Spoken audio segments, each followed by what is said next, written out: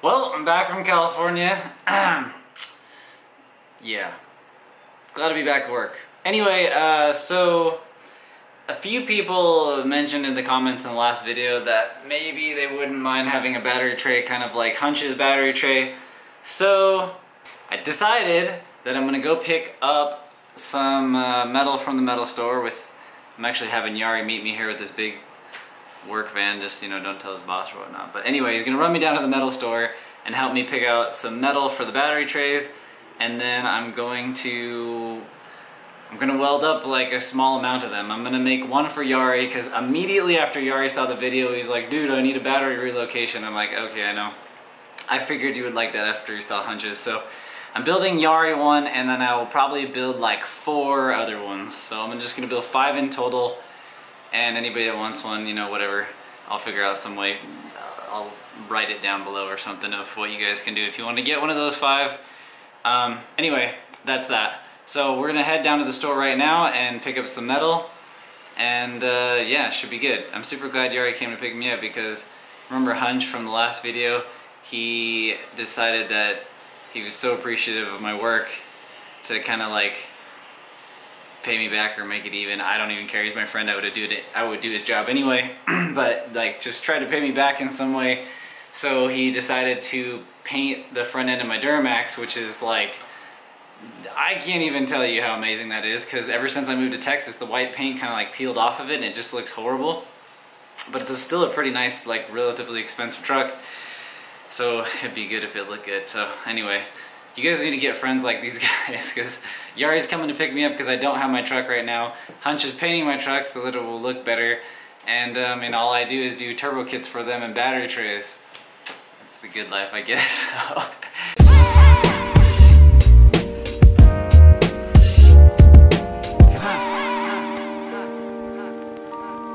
Don't let it go.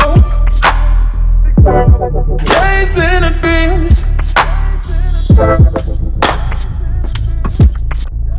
What you do? Don't let it go. Chasing a dream.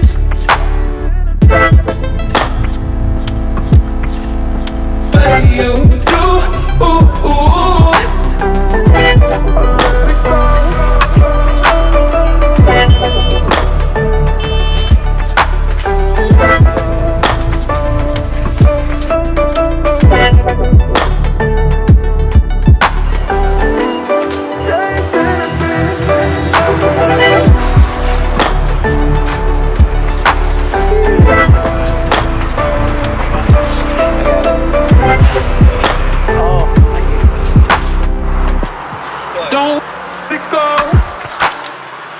Yeah, the one piece of metal sticking through. Hey, whatever works. At least we got the metal. Okay, my camera died, so hopefully we're back now. If I can get everything sorted out, the battery tray is actually going to be a battery relocation kit. I bought a hydraulic battery cable crimper so that I can make really nice battery cables. I didn't even know that that's a thing that existed, but I figured they made battery cables somehow. So that should be on its way right now. And I'm hoping to be able to give you guys like a tray and the relocation wires so that it's like you can literally take your bumper off, bolt the tray on, put your battery there, you know, attach the ground, run the power up to the spot it needs to go, and then we're probably going to add an extra ground for your transmission as well. That way everything's super covered and the starter still works and everything's good. So anyway, that's what I'm working on, is the battery relocation kits, and by the end of this video I should have 5 of them officially for sale. I don't know if anybody wants them, but whatever. But if not, you know, enjoy the process. We're going to try to make a whole bunch of identical trays. I've got my saw set up over there, and we're going to be cutting out a bunch of long pieces. Well, I guess they're not all long, but all different size pieces that we're going to fit together on our, you know, assembly jig over here. And I don't know, hang tight, I'll put some music on and we'll just get this, all the pieces cut out, and we'll go from there.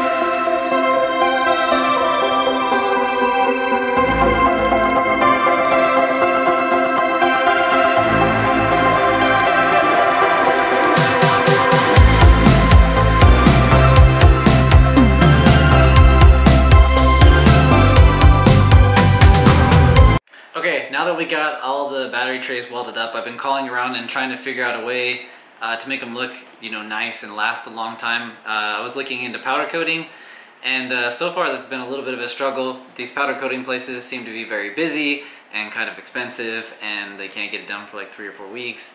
And that sucks. I'm ready to ship them out, you know, whatever. But I am waiting for a few more pieces of the battery terminal portion of it, because I'm trying to sell the kit with the tray and the terminals that go to it, so that you guys can just get a box of stuff, bolt it right on, and move the battery, be done and up and driving in 30 minutes, hopefully, you know. So I did get my hydraulic battery crimper, which, like I said before, I didn't even know existed, and it does exist, and it works super good, so I'm happy with that. And what else? Oh, I was gonna show you, I don't know if you guys noticed, but in the front of the video, there's this logo that pops up, NISDA, and kind of the backstory. This is the new logo, by the way. If you notice, the NIS looks like Nissan, and the DA looks like Honda, like kind of a similar font.